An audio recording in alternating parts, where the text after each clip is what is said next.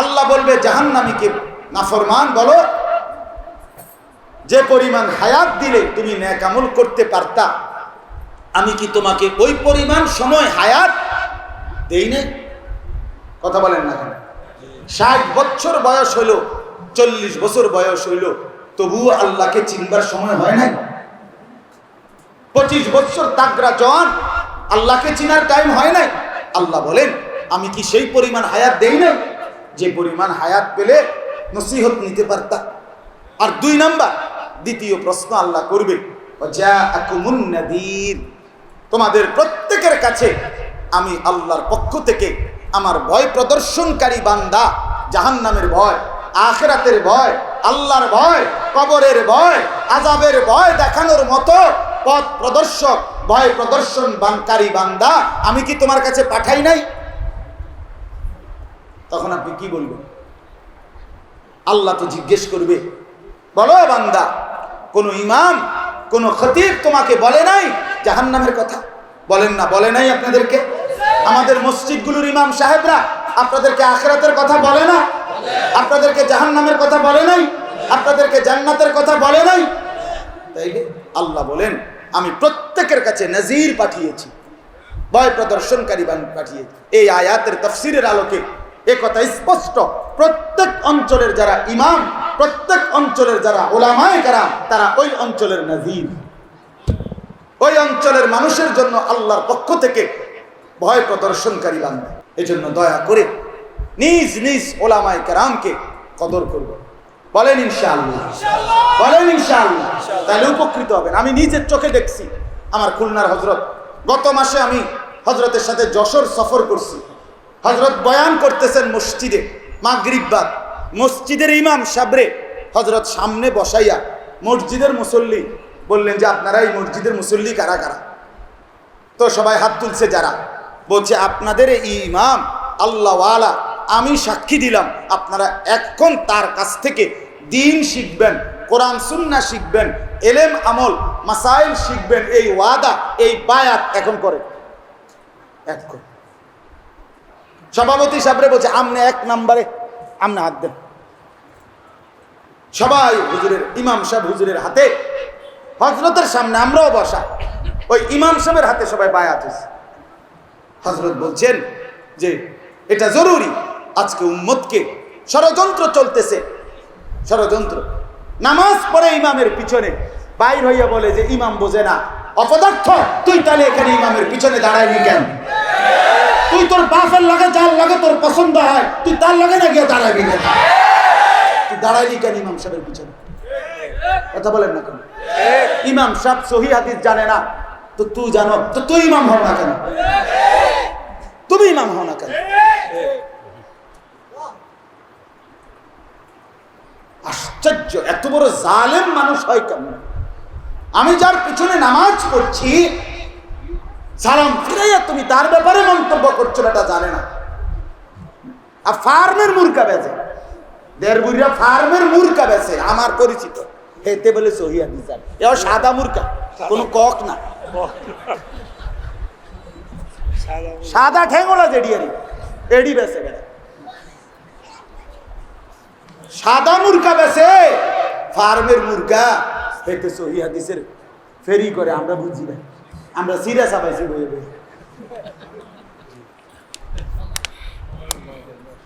হ্যাঁ, আমার একদিন একজনে বলতেছে হুজুর, জি হুজুর বলে, বলছে হুজুর আমার কাছে একটা মোবাইলে অ্যাপস আছে, আমি যাই আমল করি তা ওইটার সাথে মিলায় নেই, এটার সাথে যেটা মিলে সেটা আমি পালন করি, যেটা মিলে না সেটা আমি ছেড়ে দিচ্ছি, আমার কাজটা কি ঠিক হচ্ছে হুজুর?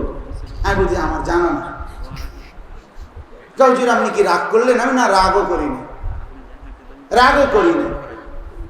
বলছে তো কিছু বলবেন না, আমার কাজটা কি ঠিক হচ্ছে? আমি বলি না, আপনি যেহেতু সিদ্ধান্তই নিছেন মোবাইলের অ্যাপস থেকেই আপনি শিখবেন, ওইখান থেকেই যেটা পাবেন যে করবেন, যেটা পাবেন না করবেন। এখন আমি যদি কিছু বলি মাঝখান দিয়ে, আমিও তো একজন হুজুর, তো আপনি তো সিদ্ধান্তই নিছেন কোনো আলেম থেকে কিছু জিগাইবেন না, তো আর আমার জিগাইয়া লাভ কি? আমি তো ওই হুজুরদেরই অংশ, আমি তো কোনো অ্যাপস না, আমি হুজুর। কথা বলেন না কেন? আপনি যেহেতু সিদ্ধান্তই নিছেন হুজুরের লগে আপনি নাই, তো আপনি অ্যাপসের লগে থাক। অসুবিধা কি? হযরত নূহ আলাইহিস সালাম 950 বছর যিনি দ্বীনের দাওয়াত দিয়েছেন, 950 বছর বাপ, একদিন দুই দিন না। 950 টাকা আর 950 বছর এক কথা না। 950 টাকা মানে 50 টাকা কম 1000, তো সামান্য টাকা, কিন্তু 950 বছর কিন্তু অনেক বছর। কি বলেন? অনেক। আপনার আমার বাবা দাদা 14 গোষ্ঠী কয়জনের হায়াত একত্র করলে 950 বছর। 950 বছর এক এলাকায়, আজকে চিটাগাং, কালকে রংপুর, পরশু সিলেট, এরুন না, একই জায়গায় একই কওম, একই জনগোষ্ঠীর কাছে 950 বছর তিনি আল্লাহর দ্বীনের দাওয়াত দিয়েছেন। কত কি পরিমাণ ধৈর্য ছিল বলে, কি পরিমাণ সবর ছিল। 300 বছর পরেও বলে নাই, 500 বছর পরেও আল্লাহরে বলে নাই, আল্লাহ আমার একটু জায়গাটা লাইরে দেন না। বুঝেন নাই কথাটা? আমারে যেই মানুষগুলোকে দাওয়াত দিতে দিছেন এটি একদম অসিদ্ধ,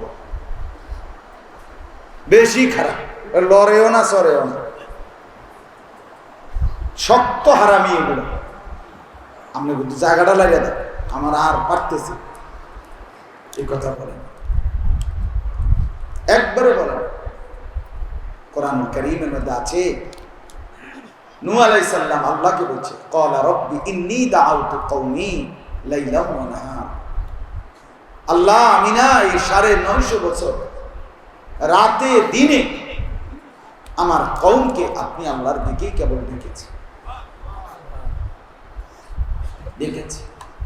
আমি ডাকি আপনার দিকে, তারা ছুটে যায়, দূরে চলে যায়, তবুও ডাকছি। তারা কানে আঙ্গুল দিয়ে রাখে, আমি তবুও বলছি। তারা চোখ কাপড় দিয়ে ঢেকে রাখে আমারে দেখলে, তবুও আমি বলছি। আমি একজন একজন করে বলছি, আমি সবাইকে একত্র করে বলছি, আমি চিৎকার করে ঘোষণা দিয়ে দিয়ে বলছি, আমি হালকা মহব্বতের আওয়াজেও বলছি, সবভাবে বলছি। আল্লাহ বলতেই থাকছি, বলতে। কখনো আপনার বরত্বের কথা বলে বলছি, কখনো দুনিয়ায় তোমাদেরকে বৃষ্টি দিবে, খাদ্য দিবে, সন্তান দিবে, এরকম উপকারের কথা বলেও বলছি। কত ভাবে যে বলছি মাওলা, কত ভাবে, কোন সুযোগ আমি হাতছাড়া করি না, বলতেই থাকছি। সেই নূহ আলাইহিস সালামের কওম প্রতিনিয়ত ওনাকে বলতেন, তুমি পথভ্রষ্ট। তিনি বলতেন, ইয়া কওমি মা লাইসা বি দালালা। তিনি বলতেন, না কওম, বিশ্বাস করো আমি পথভ্রষ্ট না। ওয়ালাকিন্নী রাসূল রাব্বিল আলামিন, আমি আমার রব আল্লাহর পক্ষ থেকে তোমাদের জন্য রাসূল। কখনো তার কওম বলতো, তুমি একটা আস্ত বোকা, আহম্মক, বেওকুফ, নির্ভুল, আজকে এতটা বছর ঈমান আনতেছে না, তোমার কথা গ্রহণ করছে না, তবুও তুমি বলে বেড়াচ্ছ। তিনি বলতেন, ইয়া কওমি লাইসা বি সাফাহাতুন, এটা কোরআনের আয়াত। হে আমার কওম, বিশ্বাস করো আমি বোকা না, আমি আহম্মক না, আমি বেওকুফ না। ওয়ালাকিন্নী রাসূল রাব্বিল আলামিন, আমি আমার রবের রাসূল।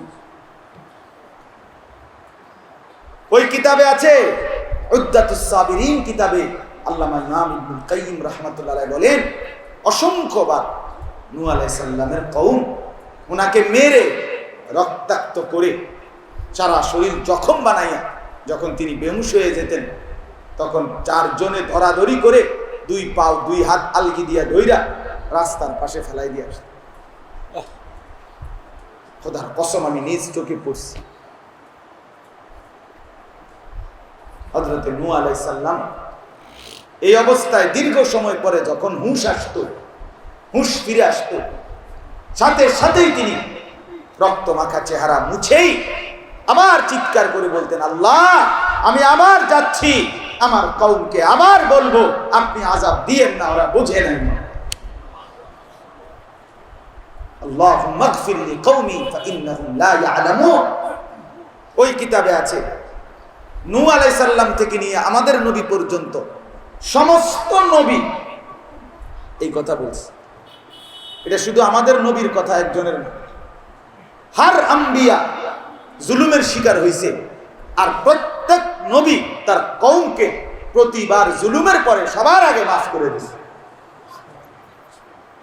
আর এই বাক্য এটা বলছে, আল্লাহ আমার কওম বুঝে নেয়, মাফ করে দেয়। এজন্য প্রিয় ভাই আমার, বাপ আমার, বন্ধু আমার, নওজোয়ান সাথীরা আমার, উদ্দেশ্য একটাই, ওলামায়ে কেরামের এই ফিকির, এই মেহনত, এই চেষ্টা, এই সব কিছুর মাকসাদ নির্বাচনী শোডাউন না, নিজেদের কোনো প্রচারণা না, শুধুই পরিবর্তন। শুধুই কি বলেন না,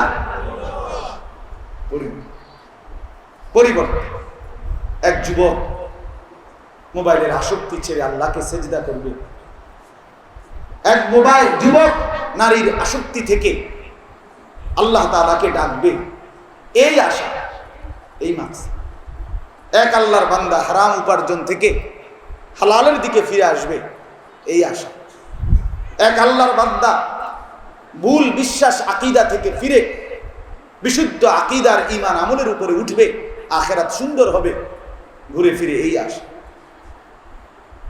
আলহামদুলিল্লাহ, আজকে 157 বছর, 1866 সনে আমাদের এই কওমি মাদ্রাসার প্রথম মাদ্রাসা দারুল উলুম দেওবন্দ প্রতিষ্ঠিত হয়েছিল হিন্দুস্তানে, ইন্ডিয়ায়। তারপর থেকে আজকের এই 2023 পর্যন্ত 157 বছর ধরে, একদিন দুই দিন না, উম্মতের সমস্ত শাখায় যত বিষয়ে আল্লাহর বান্দাদেরকে আখিরাতমুখী, আল্লাহমুখী সহিহ ঈমান এবং আকীদা, বিশ্বাস, চিন্তা দ্বারা দরকার হয়েছে, যত শাখায়, সর্বশাখায় এই 157 বছর ধরে টানা আমাদের কওমি মাদ্রাসাগুলো উম্মতের জন্য উপযুক্ত আলেম সরবরাহ করতেছে।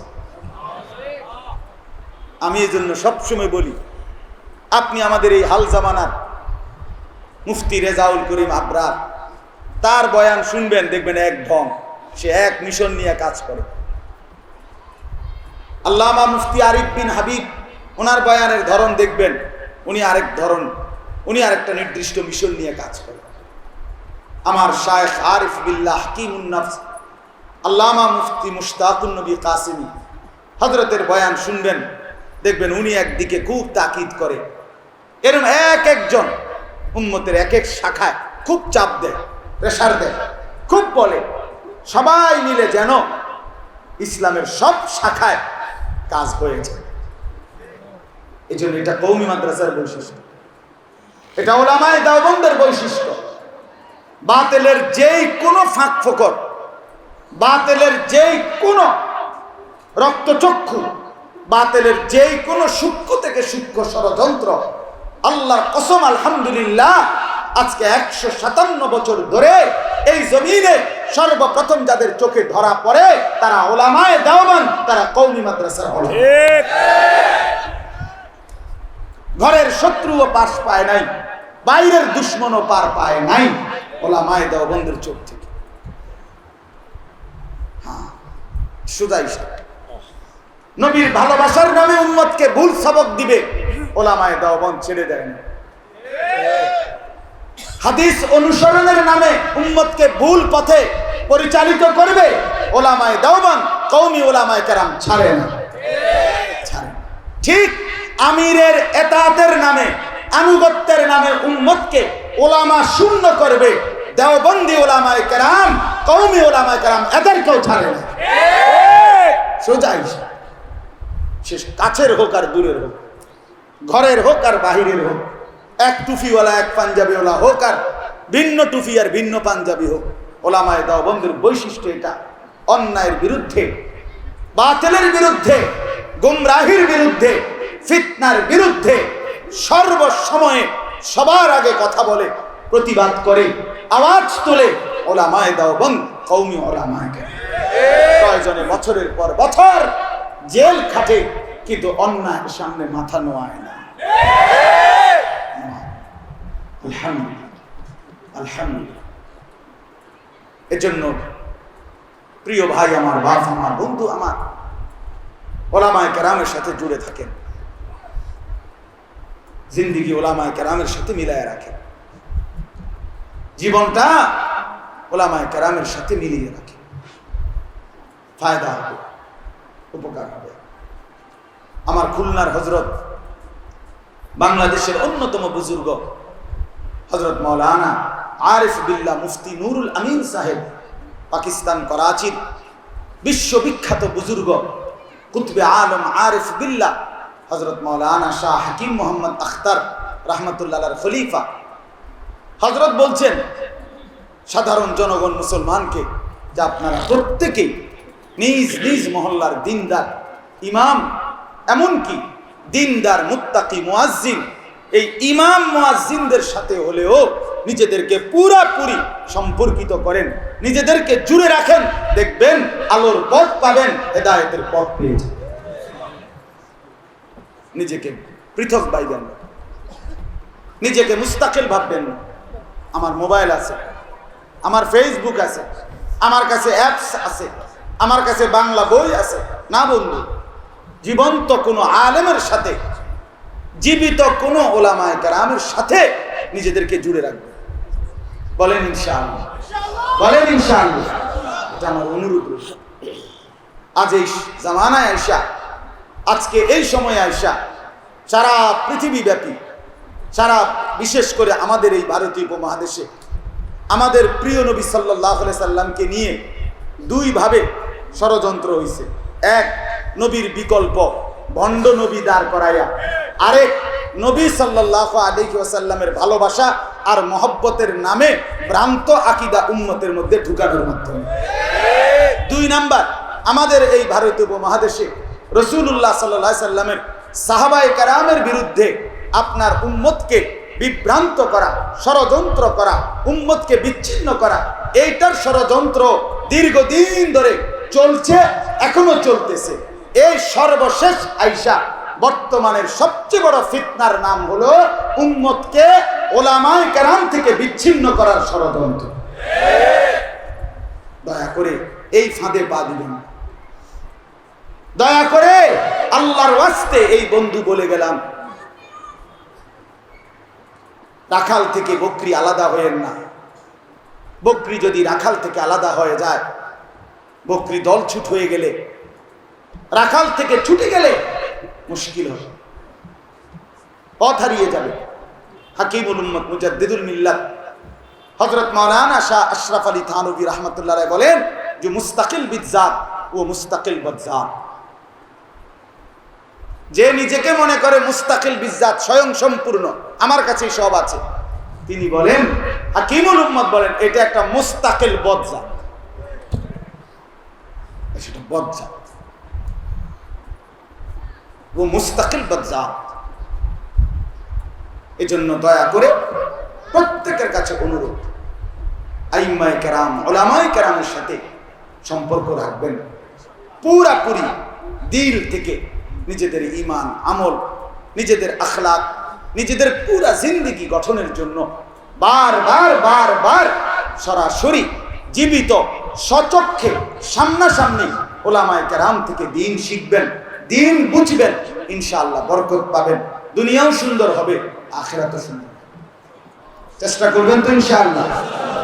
আল্লাহ তাআলা আমাদেরকে যেই দোয়া বারবার পড়ায় আমাদের জবান দিয়ে, সেই ফজর থেকে রাত এশা পর্যন্ত ফরজ নামাজ, ওয়াজিব নামাজ, নফল নামাজ, সূরা ফাতিহা, ইহদিনাস সিরাতাল মুস্তাকিম, আল্লাহ আপনি আমাকে সরল সঠিক পথ দেখান, এই এক বাক্য কতবার আমগর মুখ দিয়ে উচ্চারণ করা। এটার সাথে আল্লাহ বলছে, বান্দা দোয়াটা এভাবে করো যে আল্লাহ আপনি আমাকে সরল পথ দেখান।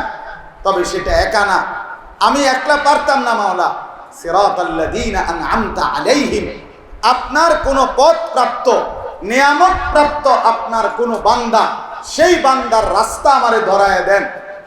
আমার সামনে যেন আপনার প্রিয় কোনো পাত্র, আপনার পছন্দের মনোনীত হেদায়েত প্রাপ্ত হকের উপরে চলা এমন কোন বান্দা আপনি আমার সামনে দিয়ে দেন, সেই পথ ধরে তার পিছনে চলে চলে আমি জান্নাত পেয়ে যাব, আপনাকে পেয়ে যাব।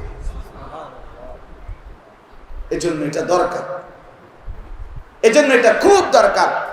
আপনাদের কাছে অনুরোধ করলাম, যারাই বুঝছেন অনুভব করছেন, আপনাদের কাছে অনুরোধ, আপনারা আপনাদের ওলামায়ে কেরাম নিজ নিজ এলাকায়, হুজুর সব চিটাগাং থেকে আসতে হবে, হুজুর সব ঢাকা থেকে আসতে হবে, হুজুর সব কুমিল্লা ক্যান্টনমেন্ট থেকে আসতে হবে, এটা জরুরি না। ওয়ালি কুল্লি কওমিন হাদ, আল্লাহ তাআলা কোরআনে বলছে প্রত্যেক কওমের জন্য আল্লাহ তাআলা পথ প্রদর্শক রেখেছেন। তাহলে প্রত্যেক অঞ্চলের ওলামায়ে কেরাম ওই অঞ্চলের মানুষের পথ প্রদর্শক। কথা বলেন, বুঝলেন কিনা বলেন? কোরআনে আছে আল্লাহ তাআলা জাহান্নামীদেরকে দুইটা কথা বলবে, দুইটা প্রশ্ন করবে।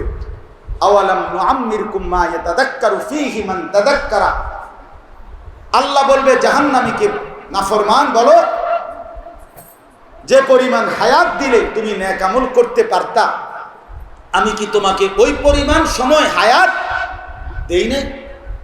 কথা বলেন না কেন? 60 বছর বয়স হইল, 40 বছর বয়স হইল, তবুও আল্লাহকে চিনবার সময় হয় নাই। 25 বছর তাগড়া জওয়ান, আল্লাহকে চিনার টাইম হয় নাই। আল্লাহ বলেন আমি কি সেই পরিমাণ হায়াত দেই নাই, যে পরিমাণ হায়াত পেলে নসিহত নিতে পারতা? আর 2 নাম্বার, দ্বিতীয় প্রশ্ন আল্লাহ করবে, ওয়াজাআকুমুন নাযীর, তোমাদের প্রত্যেকের কাছে আমি আল্লাহর পক্ষ থেকে আমার ভয় প্রদর্শনকারী বান্দা, জাহান্নামের ভয়, আখিরাতের ভয়, আল্লাহর ভয়, কবরের ভয়, আযাবের ভয় দেখানোর মতো পথ প্রদর্শক, ভয় প্রদর্শনকারী বান্দা আমি কি তোমার কাছে পাঠাই নাই? তখন আপনি কি বলবেন? আল্লাহ তো জিজ্ঞেস করবে, বলো বান্দা, কোন ইমাম, কোন খতিব তোমাকে বলে নাই জাহান্নামের কথা? বলেন না, বলে নাই আপনাদেরকে? আমাদের মসজিদগুলোর ইমাম সাহেবরা আপনাদেরকে আখিরাতের কথা বলে না? আপনাদেরকে জাহান্নামের কথা বলে নাই? আপনাদেরকে জান্নাতের কথা বলে নাই? তাই আল্লাহ বলেন আমি প্রত্যেকের কাছে নাজির পাঠিয়েছি, ভয় প্রদর্শনকারী পাঠিয়েছি। এই আয়াতের তাফসীরের আলোকে এ কথা স্পষ্ট, প্রত্যেক অঞ্চলের যারা ইমাম, প্রত্যেক অঞ্চলের যারা ওলামায়ে কেরাম, তারা ওই অঞ্চলের নাজির, ওই অঞ্চলের মানুষের জন্য আল্লাহর পক্ষ থেকে ভয় প্রদর্শনকারী বান্দা। এজন্য দয়া করে নিজ নিজ ওলামায়ে কেরামকে কদর করব। বলেন ইনশাআল্লাহ, বলেন ইনশাআল্লাহ, তাহলে উপকৃত হবেন। আমি নিজের চোখে দেখছি, আমার খুলনার হযরত, গত মাসে আমি হযরতের সাথে যশোর সফর করছি। হযরত বয়ান করতেছেন মসজিদে, মাগরিব বাদ, মসজিদের ইমাম সাবরে হযরত সামনে বসাইয়া মসজিদের মুসল্লি বললেন যে আপনারা এই মসজিদের মুসল্লি কারা কারা? তো সবাই হাত তুলছে যারা, বলছে আপনাদের এই ইমাম আল্লাহওয়ালা, আমি সাক্ষী দিলাম আপনারা এখন তার কাছ থেকে দ্বীন শিখবেন, কোরআন সুন্নাহ শিখবেন, এলেম আমল মাসাইল শিখবেন, এই ওয়াদা, এই বায়াত এখন করেন। এখন সভাপতি সাহেবরে বলছে আমনে 1 নম্বরে আমনে হাত দেন। সবাই হুজুরের, ইমাম সাহেব হুজুরের হাতে, হযরতের সামনে আমরাও বসা, ওই ইমাম সাহেবের হাতে সবাই বায়াত হয়েছে। হযরত বলছেন যে এটা জরুরি, আজকে উম্মতকে ষড়যন্ত্র চলতেছে, ষড়যন্ত্র। নামাজ পড়ে ইমামের পিছনে বাইর হইয়া বলে যে ইমাম বোঝে না, অপদার্থ, তুই তাহলে এখানে ইমামের পিছনে দাঁড়াইনি কেন? তুই তোর বাপের লাগে, যার লাগে তোর পছন্দ হয়, তুই তার লাগে না গিয়ে দাঁড়াবি কেন? তুই দাঁড়াইলি কেন ইমাম সাহেবের পিছনে? কথা বলেন না কেন? ইমাম সাহেব সহিহ হাদিস জানে না, তো তুই জানো, তো তুই ইমাম হও না কেন? তুমি ইমাম হও না কেন?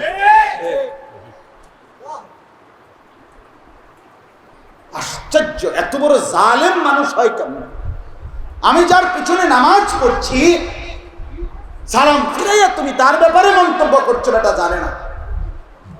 আর ফার্মের মুরগা বেচে, দেড়বুড়িয়া ফার্মের মুরগা বেচে, আমার পরিচিত, হেতে বলে সহিহ হাদিস জানে। এও সাদা মুরগা, কোনো কক না, সাদা ঠেঙ্গলা জেডিয়ারি, এডি বেচে গেলে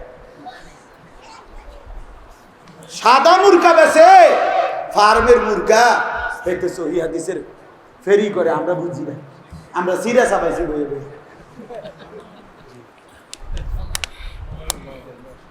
হ্যাঁ, আমার একদিন একজন বলতেছে হুজুর, জি হুজুর বলে, বলছে হুজুর আমার কাছে একটা মোবাইলে অ্যাপস আছে, আমি যাই আমল করি তা ওইটার সাথে মিলায় নেই, এটার সাথে যেটা মিলে সেটা আমি পালন করি, যেটা মিলে না সেটা আমি ছেড়ে দিচ্ছি, আমার কাজটা কি ঠিক হচ্ছে হুজুর? আমি বলছি আমার জানা না। হুজুর আপনি কি রাগ করলেন? আমি না রাগও করিনি, রাগও করিনি। বলছে তো কিছু বলবেন না, আমার কাজটা কি ঠিক হচ্ছে? আমি বলি না, আপনি যেহেতু সিদ্ধান্তই নিছেন মোবাইলের অ্যাপস থেকেই আপনি শিখবেন, ওইখান থেকেই যেটা পাবেন যে করবেন, যেটা পাবেন না করবেন। এখন আমি যদি কিছু বলি মাঝখান দিয়ে, আমিও তো একজন হুজুর, তা আপনি তো সিদ্ধান্তই নিছেন কোনো আলেম থেকে কিছু জিগাইবেন না, তো আর আমার জিগাইয়ে লাভ কি? আমি তো ওই হুজুরদেরই অংশ, আমি তো কোনো অ্যাপস না, আমি হুজুর। কথা বলেন না কেন? তাহলে আপনি যেহেতু সিদ্ধান্তই নিছেন হুজুরের লগে আপনি নাই, তো আপনি অ্যাপসের লগে থাম, সুবিধা কি? আল্লাহ আমাদেরকে বুঝার তৌফিক দান করেন। এজন্য আমি এই প্রসঙ্গ আর লম্বা করলাম না, আমার কথা একটাই, বুঝাইতে পারছি আর না পারছি, আমার হৃদয়ের আবেগ হলো এই কথা। আমার নওজোয়ান সাথীরা, প্রত্যেকের কাছে আমার অনুরোধ, দোস্ত, প্রিয় ভাই বন্ধু, অবশ্যই হক্কানি, রব্বানি, মুত্তাকি, আল্লাহওয়ালা জীবিত কোন আলেমের সাথে সশরীরে সম্পর্ক গড়ার চেষ্টা করবেন। বলেন ইনশাআল্লাহ, বলেন ইনশাআল্লাহ। আল্লাহ তৌফিক দান করেন।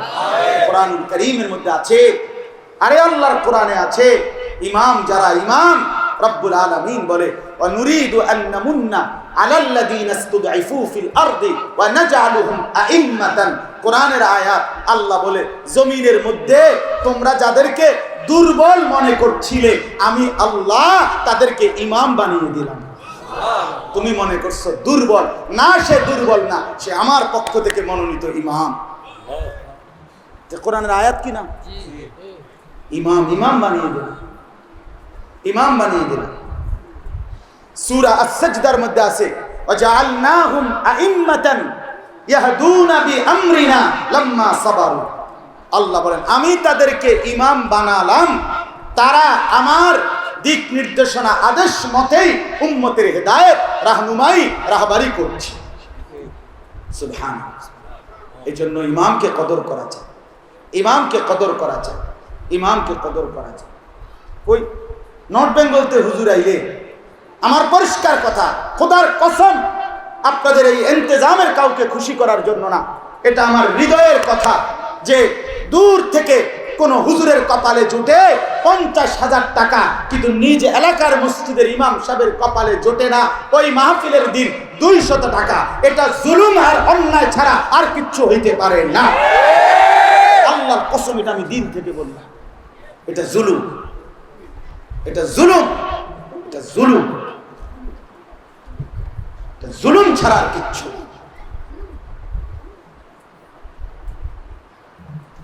কেউ 1 ঘন্টায় 60,000 টাকা পাবে, আর বেচারা ইমাম একটা মাস খোদার 30 দিন মালিকের ঘরে পড়ে থাকে, মালিকের ঘরে সেজদা দেয়, তার কপালে 8,000 টাকা বেতন জোটে না। মুসলমান, এর জন্য আল্লাহর কাছে জবাবদিহি করতে হবে। কোনো সন্দেহ, কোনো সন্দেহ, আল্লাহর কাছে জবাবদিহি করতে হবে। এটা খেয়াল করা উচিত, এটা ইনসাফের সাথে ভাবা উচিত। আপনি কল্পনা করেন, আপনি কল্পনা করেন ইমামের মসনদে যিনি দাঁড়াইছে, ওই যে মসজিদে ইমামের জায়গায় যিনি দাঁড়ায়, এবারে শুধু 1 মিনিট জিগান, হুজুর আমনের আগে ইমাম কে ছিল? উনি আরেকজন ইমাম সাহেবের নাম বলবেন, তো ওনার আগে আরেকজন, এভাবে যদি ধারাবাহিক পিছন দিকে যায়, ইমামের নাম বলতে থাকে, তাহলে যেতে যেতে একদিন একজন বলবে আমার আগে ইমাম ছিল সাইয়্যিদুনা হযরত আলী রাদিয়াল্লাহু তাআলা। এবার আলীকে জিজ্ঞেস করেন, আলী আপনার আগে ইমাম কে ছিল? তিনি বলবেন আমিরুল মুমিনিন সাইয়্যিদুনা ওসমান ইবনে আফফান, তিনি ইমাম ছিল। এবার ওসমানকে বলেন আপনার আগে ইমাম কে ছিল? তিনি বলবে আমিরুল মুমিনিন সাইয়্যিদুনা ওমর ইবনে খাত্তাব রাদিয়াল্লাহু তাআলা আনহু। এবার ওমরকে বলেন আপনার আগে ইমাম কে ছিল? ওমর বলবে আমার আগে ইমাম ছিল আমিরুল মুমিনিন সাইয়্যিদুনা আবু বকর সিদ্দিক রাদিয়াল্লাহু তাআলা আনহু। এবার আবু বকর সিদ্দিককে বলেন, প্রিয় বন্ধু, এবার আবু বকরকে বলেন আবু বকর আপনার আগে ইমামের এই জায়গায় কে দাঁড়াইছিল? আবু বকর কি বলবে, কার নাম বলবে? ইমামুল আম্বিয়া, ইমামুল আতকিয়া, নবিউল আম্বিয়া, মুসাদ্দিকুল আম্বিয়া, মুসাদ্দিকুর রাসূল, নবী দো জাহান, নবী দো শাহা, নবী দো আলম, মুহাম্মাদুর রাসূলুল্লাহ সাল্লাল্লাহু আলাইহি ওয়াসাল্লাম। এবার ভাবছেন এটা সেই জায়গা যে জায়গায় ইতিপূর্বে সরদার দো আলম রাসূলুল্লাহ সাল্লাল্লাহু আলাইহি ওয়াসাল্লাম দাঁড়িয়েছে। সেই জায়গায় 1450 বছর পরে তিনি দাঁড়াইছেন, আপনি দাঁড়াইছেন। খামখেয়ালি কোথায়? আল্লাহ তাআলা আমাদেরকে উলামায়ে কেরাম, আইম্মায়ে কেরামকে কদর করার তৌফিক দান করেন। আফসোসের বিষয়, মসজিদগুলোতে জুমার নামাজের দিন বয়ান হয়, উম্মতের ইমামরা কষ্ট করে বয়ান করে, সামনের কাতারে মুসল্লিরা, বুড়া মিয়ারা যতক্ষণ এই হুজুরের ওয়াজ শুরু, জুমার বয়ান, এবার এই যে গাঁর ফালাইয়া এই যে জুরানি দিল, হুজুরের ওয়াজ যতক্ষণ যেটার জুরানি ততক্ষণ। তৌফিক দান করেন। আমি সর্বোচ্চ গুরুত্ব দিয়ে বললাম, নাইলে পথ হারা হয়ে যাবে, পথ হারা হয়ে যাবে।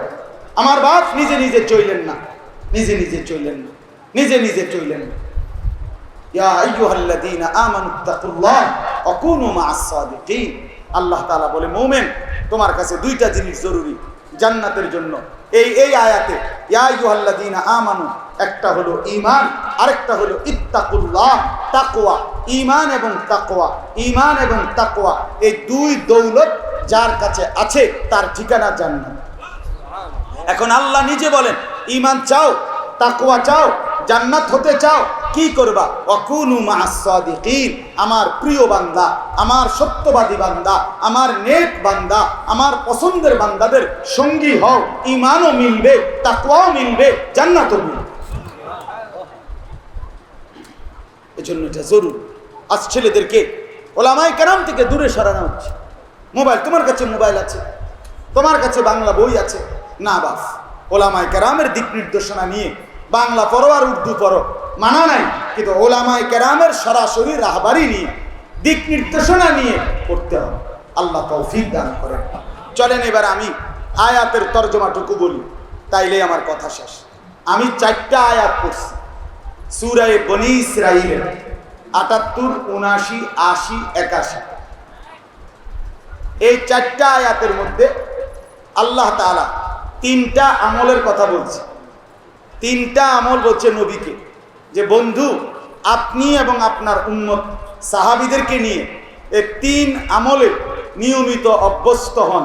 4র্থ নম্বর আয়াতে আল্লাহ বলেন, 3 আমল ঠিক হলো তো? মনে করেন নবীজি বললেন, হ্যাঁ রব্বুল আলামিন, আমি আমার অনুসারী নিয়া এই 3 আমল ঠিক মতো করতেছি। আল্লাহ বলে 4র্থ আয়াতে বলেন, অকুল, তাইলে বলে দেন, যা আল হাক্কু, হকের বিজয় হয়ে গেল, হকের বিজয় হয়ে গেল।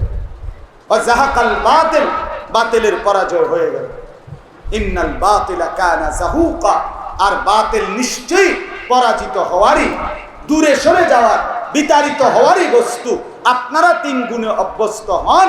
আল্লাহ বলেন, আপনার মাধ্যমে শুনাইলাম, এই 3 সিফাত আসবে, হকের বিজয় আর ঠেকাবে কে? কয়টা সিফাত বলেন? কয় গুণ? কয় গুণ? আবার বলেন 3। 1 নাম্বার, আকিমিস সালাতা লিদুলুকিশ শামসি ইলা গাসাকিল লাইলি ওয়া কুরআনাল ফাজর ইন্না কুরআনাল ফাজরি কানা মাশহুদা। আমি লম্বা ব্যাখ্যা ছাড়া বলতে চাই। এই 1 নাম্বার, এই আয়াতের মাধ্যমে আল্লাহ তাআলা বলেন, 1 নাম্বার আমল হলো 5 ওয়াক্ত নামাজ। কি বলেন না? এই 5 ওয়াক্ত নামাজ। এর মধ্যে আল্লাহ বলছে 4 ওয়াক্ত আল্লাহ একসাথে বলছে, যোহর, আসর, মাগরিব, এশা।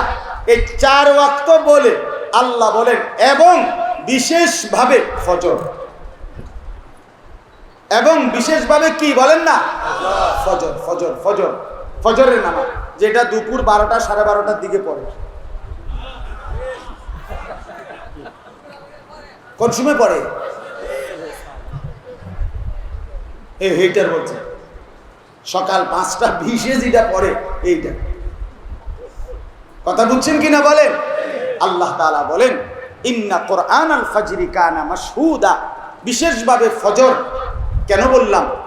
আল্লাহ বলে বন্ধু কেন না, নিশ্চয়ই বিশেষভাবে ফজরের কোরআন, ফজরের তেলাওয়াত, ফজরের নামাজ এটা হলো অ্যাসেম্বলির টাইম। অর্থাৎ সারা রাত আমার জমিনে যত ফেরেশতা পাহারাদারি করে ফজরের ওয়াক্তে তারা আসমানে ফিরে যায়। সারা দিন যত ফেরেশতা জমিনে পাহারাদারি করবে তারা ফজরের ওয়াক্তে জমিনে নেমে আসে। আল্লাহ পাক রাসূলের হাদিসের মধ্যে আছে, নবীজি বলেন সারা রাতের ফেরেশতা যাওয়ার সময় ফজরের নামাজ পড়ে যায়, সারা দিনের ফেরেশতা আসার সময় ফজরের নামাজ আইসা জামাত ধরে। এজন্য রাতের সব ফেরেশতা, দিনের সব ফেরেশতা এবং আল্লাহর মুমিন বান্দারা ফজরের নামাজে সবাই একত্র হয়। এজন্য ফজর হলো অ্যাসেম্বলির টাইম, সবার একত্রিত সম্মেলনের টাইম। অ্যাসেম্বলি বুঝেন না? বিভিন্ন প্রতিষ্ঠানে ক্লাস শুরু হওয়ার আগে আপনার প্রথম খোলা জায়গার মধ্যে সবাই লাইন ধরে দাঁড় করাইয়া এখানে নির্দিষ্ট কিছু কথাবার্তা বলে, এরপরে যার যার ক্লাসরুমে যার যার ডিউটিতে সবাই চলে যায়। এই সময়টারে অ্যাসেম্বলি টাইম বলে। ঠিক এরকম ভাবে আল্লাহ বলেন ফজরের নামাজে আমার রাতের ফেরেশতারাও থাকে, দিনের ফেরেশতারাও থাকে, আমার ইমানদার বান্দারাও থাকে। ফজরের সালাম ফিরিয়ে যার যে প্রত্যেকের নিজ নিজ কর্মস্থলে ছুটে পড়ে। এই জন্য আল্লাহ বলছেন কয় ওয়াক্ত নামাজ? বলেন না কয় ওয়াক্ত নামাজ? আমার বাপ, আমরা প্রত্যেকের কাছে, বিশেষ করে নওজোয়ান বন্ধুদের কাছে আমার অনুরোধ ভাইয়া, এই একটি আমল আমরা জীবনের সাথে মিলায় নিই। আজ লাখ লাখ যুবক 5 ওয়াক্ত নামাজ পড়ে না বাপ। আজকে লাখ লাখ যুবক মুসলমানের গত 1 বছরেও বলতে পারবে না ফজরের নামাজের ওয়াক্ত হয় কখন, ফজরের নামাজ কখন পড়ে সে জানে না, সে জানে না। আল্লাহ নবী সাল্লাল্লাহু আলাইহি ওয়াসাল্লাম হাদিসের মধ্যে আছে, নবীজি বলছে যে ফজরের নামাজ পড়ে আসবাহা নাশীতান তাইবান নফস। নবীজি বলে যে ফজর পড়ে তার সকালটা হয় কেমন? 1 নম্বরে নাশীতান, সে উৎফুল্ল, সে কর্মের উদ্দীপনাময় হয়, এবং তাইবান নফস, তার অন্তরটা খুশিতে খুশিতে ভরে থাকে। শুনতেছেন আপনারা? ও ভাই শুনতেছেন? এরপরে শুনেন, যুবক তোমরা শোনো, নওজোয়ান তোমরা শোনো, আল্লাহ রাসূল বলেন ওয়া ইল্লা আসবাহা খাবিসান নফস কাসলানান। নবীজি বলেন আর যে ফজরের নামাজ পড়ে না, ফজরের নামাজ পড়ে না, ফজরের নামাজ পড়ে না, ওইটার সকাল ওইটা কেমন? খাবিসান নফস। রাসূল বলে এটা একটা খবিশ, এটা একটা খবিশ, এটা একটা খবিশ। ফজরের নামাজ পড়ো না তোমরা যারা, তোমরা খবিশ, খবিশ তুই বেটা, খবিশ তুই, খবিশ বেটা। আর নবী বাথরুম টয়লেটে ঢুকার সময় দোয়া শিখাইছে, আল্লাহ খবিশ থেকে আমারে পানা দেন। টয়লেটের দোয়া, টয়লেটের দোয়া না, বাথরুমের দোয়া, বাথরুমের পেশাব পায়খানার সময় ঢুকবার সময়ের দোয়া, আল্লাহুম্মা ইন্নী আউযু বিকা মিনাল খুবুসি ওয়াল খাবাইস। আল্লাহ খবিশ থেকে পানা দেন, খবিশকে যাতে বাঁচা। এর জন্য ফজরের নামাজ যে পড়ে না এটা খবিশ। হ্যাঁ, যদি লজ্জা থাকে মুসলমানের বাচ্চা, মুসলমানের মায়ের সন্তান যদি হও, তাহলে ফজরের সেজদা দিন, ফজরের সেজদা দিন। সোজা কথা। রাসূলুল্লাহ সাল্লাল্লাহু আলাইহি ওয়াসাল্লাম বলছে কাসলানান, এটা অলস হয়, অকর্মণ্য হয়, অপদার্থ। কাসলান মানে অলস, অকর্মণ্য, কামে লাগে না, এটা কামে লাগে। শুধু বন্ধুদের আড্ডা আর মোবাইল টিপা ছাড়া এই অপদার্থরে দিয়া। তার মা যদি বলে 1 জগ ফানি, তুই কদ্দুর তোর আব্বারে দিয়া, ফাইতাম না, ফাইতি না, ফাইতাম না আর কি। আরে তোর আব্বারে বাড়ি গুন মেঝে বাদ গুন, কদ্দুর বাজারের দোকানে দিয়া, পারতাম না। কিন্তু মোবাইল টিপতে কইলে 24 ঘন্টা আছে, বন্ধুদের আড্ডা দিতে বললে 24 ঘন্টা আছে। নারীর ফান্দে ফেলায় দাও, নারীর নাচ গানে সারা রাত চলে যাবে, সারা দিন। প্রিয় ভাই আমার, বন্ধু আমার নওজোয়ান সাথীরা, আল্লাহ রসুল সাল্লাল্লাহু আলাইহি ওয়াসাল্লামের এই রবিউল আউয়াল মাসে আমার ভাই মুফতি রেজাউল করিম আবরার অনেক দামি সুন্দর কথা আপনাদের সামনে বলেছেন, তথ্যভিত্তিক কথাগুলো বলেছেন। আমরা সেই কথা দোহরাইতে চাই না, আমরা শুধু স্মরণ করাইতে চাই। এই রবিউল আউয়াল মাসে সোমবার দিন রাসূলুল্লাহ সাল্লাল্লাহু আলাইহি সাল্লাম ইন্তেকাল করেছেন। কি বারে বলেন না, কি বারে? আমি আমার এই নিজ চোখে আমি কিতাবে পড়ছি, সৈয়দ আবুল হাসান আলী আন-নদভী রাহমাতুল্লাহ আলাইহির লিখিত বিখ্যাত কিতাব। তিনি সারা পৃথিবী কাঁপানো আলেম ছিলেন, আলী মিয়া নদভী। ওনার আস-সিরাতুন নববিয়্যা, নবীজির জীবনীর উপরে ওনার একটা কিতাব আছে। এটার বাংলা অনুবাদ আছে নবী-এ রহমত, এই নাম, এটাই নাম, নবী-এ রহমত। আপনি কিনতে পারবেন, পড়ে পারেন। দেখেন এই কিতাবে আছে রাসূলুল্লাহ সাল্লাল্লাহু আলাইহি ওয়াসাল্লাম সোমবার দিন, ইন্তেকালের দিন, ফজরের নামাজের ওয়াক্তে, খোদার কসম ফজরের ওয়াক্তে আম্মা জান আয়েশা রাদিয়াল্লাহু তাআলা আনহা নবীজির স্ত্রীকে বললেন, আয়েশা, আমি তো কোনোভাবেই উঠতে পারছি না, আমি তো বসতেই পারছি না। নবীজি ইন্তেকালের পূর্বে 17-18 দিন একটানা ভীষণ অসুস্থ ছিলেন। মাথা, শরীর, দেহ প্রচণ্ডভাবে ব্যথা ছিল এবং শেষের 23 ওয়াক্ত নামাজ হযরত আবু বকর সিদ্দিক ইমামতি করছেন। নবীজি নামাজও পড়াইতে পারে নাই। এই শেষ দিন সোমবার দিন ফজরের ওয়াক্তে সাহাবায়ে কেরাম মসজিদে হযরত আবু বকর সিদ্দিক ইমামতি করবে। এই সময় আল্লাহর নবী সাল্লাল্লাহু আলাইহি সাল্লাম আম্মা জান আয়েশা রাদিয়াল্লাহু তাআলা আনহাকে বললেন, আয়েশা, তুমি আমারে বসায়া দাও, আমি তো বসতে পারছি না, তোমার কনুইর মধ্যে ঠেস দিয়া আমারে বসাও আর আমার হুজরার পর্দা সরাও, আমি আমার উম্মতের, আমার সাহাবীদের ফজরের নামাজের দৃশ্য দেখব। হযরত আয়েশা রাদিয়াল্লাহু তাআলা আনহা, আপনারা জানেন নবীজি সাল্লাল্লাহু আলাইহি সাল্লামের রওজায়ে আতহার একদম মসজিদ ঘেঁষা। নবীজির রওজা এখন যেখানে, এটাই আয়েশার কামরা, এখানেই নবীজি ইন্তেকালের সময় ছিলেন।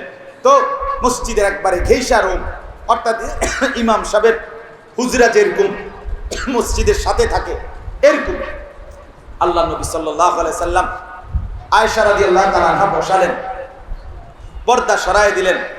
নবী সাল্লাল্লাহু আলাইহি সাল্লাম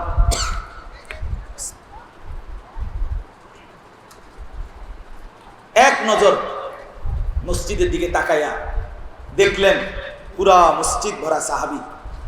আবু বকর ইমামের জায়গায় মসজিদের মধ্যে 100 সাহাবী উপস্থিত। আল্লাহ নবী সাল্লাল্লাহু আলাইহি সাল্লাম, সাহাবায়ে কেরাম, হাদিসে তারিখের মধ্যে আছে, সাহাবায়ে কেরাম খুশিতে আবু বকর সিদ্দিক পিছনে হটতে চাচ্ছিলেন। আল্লাহ নবী ইশারা করলেন যেন না হটে, ইমামতি করে। এরপরে আম্মা জান আয়েশা রাদিয়াল্লাহু তাআলা আনহাকে নবীজি বললেন, আয়েশা, চোখের পানি ছেড়ে দিয়ে নবী বললেন, পর্দা মিলায়া দাও। আর আয়েশা, শোনো, আমার 23 বছরের মেহনত সার্থক। আয়েশা, আমি বিগত 23 বছর আমার পিঠে তায়েফের পাথরের আঘাতের দাগ আছে, আমার দান শহীদ আছে, আমার পেটে পাথর বাঁধা, আমি ক্ষুধার কষ্টে পাথর বেঁধেছিলাম, আমি 3 মাস ঘরের চুলায় টঙ্গরে নিয়া, চুলায় আগুন জ্বলে নাই, ক্ষুধার্ত ছিলাম। আয়েশা, আমার এই 23 বছরের দিবা নিশির মেহনতের বরকতে আজ আমি উম্মতকে দেখলাম ফজরের নামাজে মসজিদ ভরা, আমার উম্মত সকলেই উপস্থিত। খোদার কসম আয়েশা, এবার আমি আমার আল্লাহর কাছে যেতে আমার আর কোনো আপত্তি নাই, আমি তৃপ্ত, আমি খুশি হলাম। এই বলে নবীজি মুচকি হাসি দিয়ে আল্লাহর কাছে 2 হাত তুলে বলছিলেন, আল্লাহুম্মা রাফিকাল আ'লা, আল্লাহ, এখন আমি বন্ধু আপনার কাছে যেতে চাই। খোদার কসম, এই দিন সোমবার দ্বীপ প্রহরের সময় আল্লাহ রসুল যখন সূর্য পশ্চিম দিকে হেলতেছে, জোহরের নামাজের আগেই ওই দিন নবীজি ইন্তেকাল করেছে। এজন্য প্রিয় ভাই আমার, এখানে যারা বসছেন, আপনাদের কাছে অনুরোধ, রাসূলুল্লাহ সাল্লাল্লাহু আলাইহি সাল্লাম উম্মতকে শেষ দেখে গেছেন কোন নামাজে? আবার বলেন, কোন নামাজে? মুচকি হাসি দিছিলেন কোন নামাজে?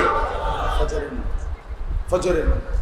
সেই উম্মত যখন হাসরের ময়দানে আমলনামা নবীজির সামনে তুলে ধরবে, আর নবী যখন পৃষ্ঠার পর পৃষ্ঠা উল্টাইয়া দেখবেন, মাসের পর মাস, বছরের পর বছর ফজরের নামাজ নাই, কি পরিমাণ কষ্ট পাবে, কি পরিমাণ কষ্ট পাবে।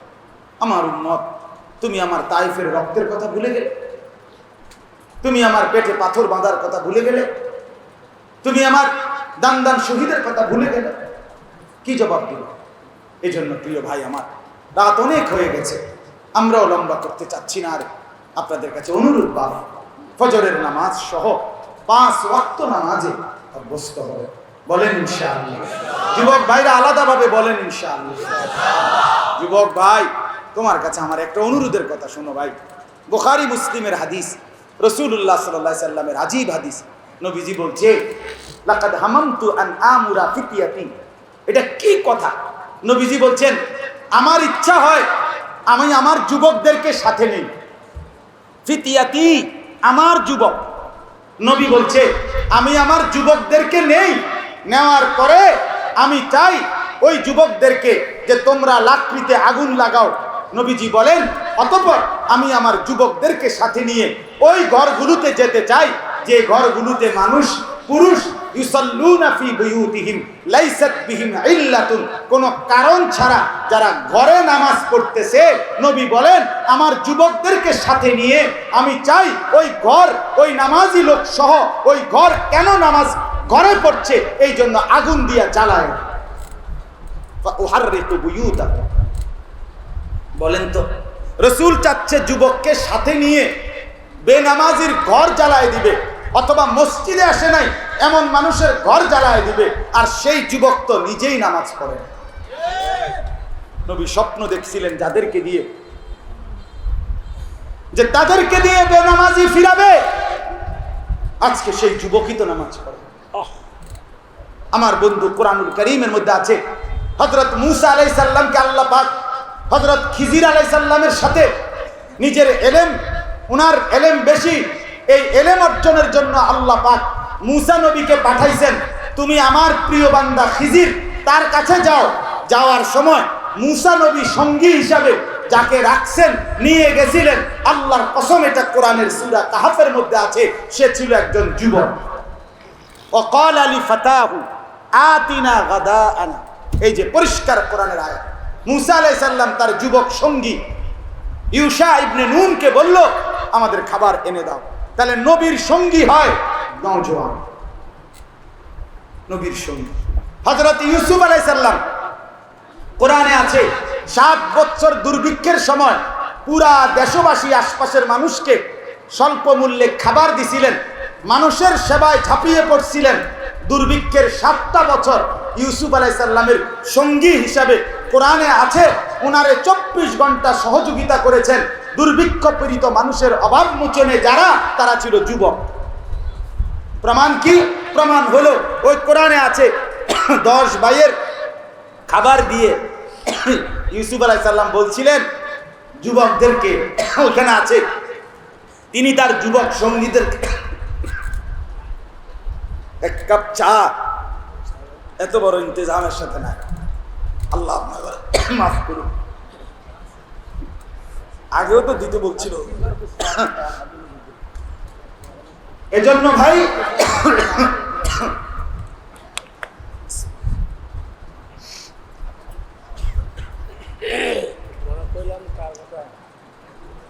ওইখানে আছে মুসা, ইউসুফ আলাইহিস সালাম বলছেন উনার যুবকদেরকে, তোমরা আমার ভাইদের ব্যাগে টাকাটা দিয়ে দাও, মূল্যটা দিয়ে দাও। ওইখানে আছে যে যুবক। এজন্য আমি অনুরোধ করছি নওজোয়ান সাথীদেরকে, তোমরা ভাই ইনশাআল্লাহ 5 ওয়াক্ত নামাজে অভ্যস্ত হবা, এটার ওয়াদা করো, বলেন ইনশাআল্লাহ। এবার শেষ করছি 2 নাম্বার। আল্লাহ বলেন, আমিনাল লাইলি ফাতাহাজ্জাদ বিহি নাফিলাতাল লাক আসা আন ইয়াবআসাকা রাব্বুকা মাকামাম মাহমুদা। আল্লাহ বলে দ্বিতীয় আমল হলো তাহাজ্জুদ। কি? তাহাজ্জুদ। হকের বিজয় হবে, বাতিলের পরাজয় হবে, নিজের জিন্দেগি সুন্দর হবে। রাত গভীরে তাহাজ্জুদের সেজদায়, তাহাজ্জুদের দোয়ার মধ্যে যদি মালিকের সাথে সম্পর্ক করা যায়, গভীর রাতে, গভীর রাতে। মুসলিম শরীফের হাদিসের মধ্যে আছে, আল্লাহ নবী সাল্লাল্লাহু আলাইহি সাল্লাম বলেন, রাত্রি যখন শেষ হইতে লাগে, আল্লাহ তাআলা সারা রাত ডাকতে ডাকতে শেষ অংশে আল্লাহ তাআলা সুম্মা ইয়াবসুতু ইয়াদাইহি, রব্বুল আলামিন তার দুই হাত লম্বা করে বিছায়া দেয় আর বলে, আও না বান্দা, যাই বন্দেগী করবা সব আমি ঋণ নেব, বিনিময়ে 100 প্রতিদান দেব। এই জন্য তাহাজ্জুদ। 2 নাম্বার আমল কি বলেন? 3 নাম্বার, ওয়াকুর রব্বি আদখিলনি মুদখালা সিদকিন ওয়া আখরিজনি মুখরাজা সিদকিন ওয়াজআল লি মিন লাদুনকা সুলতানান নাসীরা। 3 নাম্বার হলো বেশি বেশি দোয়া। কি করা? দোয়া করা। দোয়া কি করা বলেন না? এই 1 নাম্বার হলো 5 ওয়াক্ত নামাজ, 2 নাম্বার হলো তাহাজ্জুদ, 3 নাম্বার হলো বেশি বেশি দোয়া।